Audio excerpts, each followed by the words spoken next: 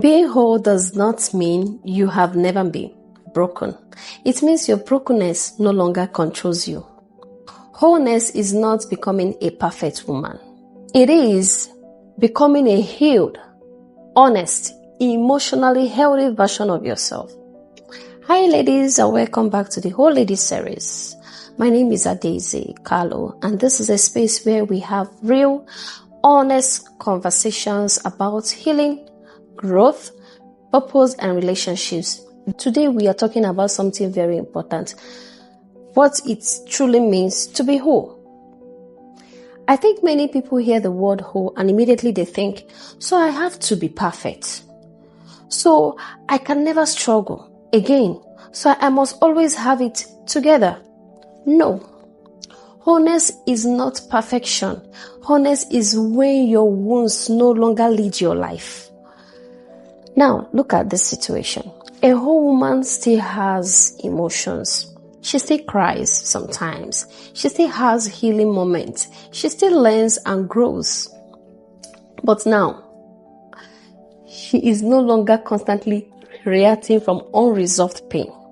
She is no longer losing herself trying to be loved. She is no longer abandoning herself to keep people. She is no longer using strength to hide brokenness. And now, for a long time, I've always thought healing meant acting like nothing affected me anymore. But I've learned that true wholeness is honesty. It's becoming aware of your wounds, healing intentionally, and allowing God to rebuild the parts of you that life has damaged. Here's what wholeness looks like. You stop looking for people to complete you because your identity is no longer dependent on validation. Second thing, you respond more than you react, because healing creates emotional awareness.